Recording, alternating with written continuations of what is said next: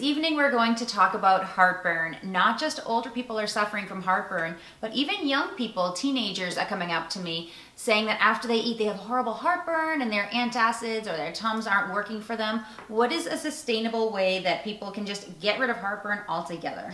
Very good question. In fact, let me just tell you the etiology of this problem. Gastroesophageal reflux disease or acid indigestion and acid reflux, everything acid. So then it automatically makes you feel like, what's the enemy?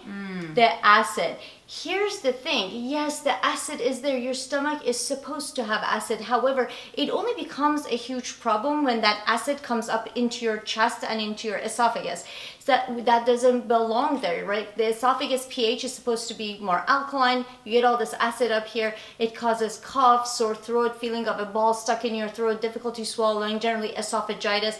And if you don't take care of it, could turn into Barrett's esophagus and cancer. So it's a major problem. But the reason that you're seeing all these episodes, the epidemic of GERD, it's because of our high fat diet, the standard American diet. Obesity is another cause of gastroesophageal reflux disease. So in fact, there's a lower esophageal sphincter, there's a tiny little sphincter at the bottom of the esophagus, and it basically the tone of it is strong enough where it shouldn't allow the acid up. So if you're eating a high fat diet, that little sphincter loosens and allows the acid to come up, and that's when it becomes a problem. So avoiding tomato juice or oranges and lemons is not going to help you. So the other things that can be done, lifestyle modifications to basically avoid GERD, besides lowering the fat in the diet, is avoid alcohol.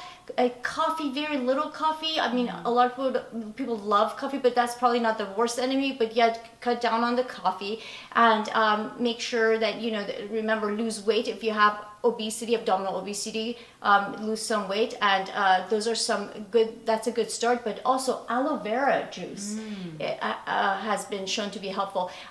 Now, if you want to know how to make that, I know an expert here who can show you.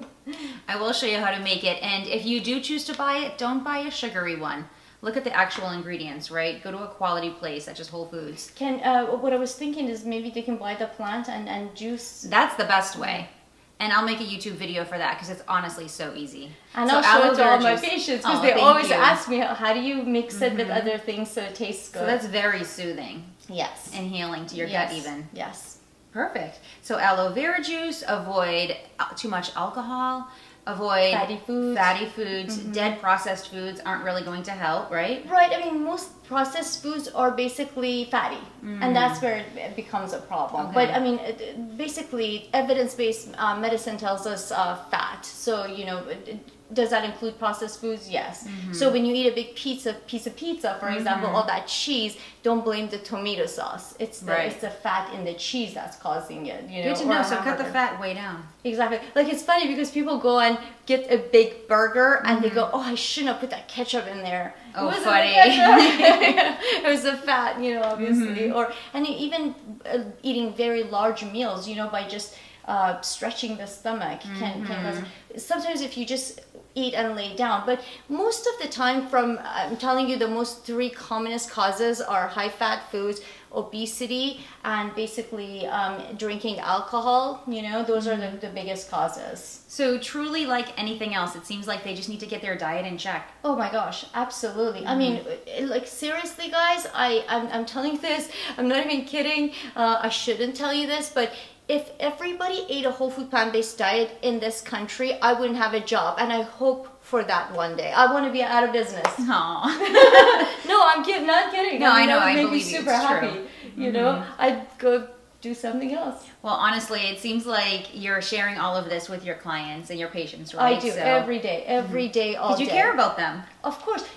As a physician, I'm a healer. That's my mission is to promote health. Right. And shoving medications down people's throat is not cutting it, It's not long term. No, it's not. It's a Band-Aid therapy, and then something else breaks, and then something else breaks, and then you have side effects from, problem A and B, because medications, just never ending, it's a vicious cycle. Vicious cycle. So unless you go to the root of the problem and fix your nutrition, you're not going to completely achieve the best health of your life. I love it. Thank you so much for that. And hopefully that brings a lot of relief from people who are reliant on their Tums, because Tums are not the answer. Exactly.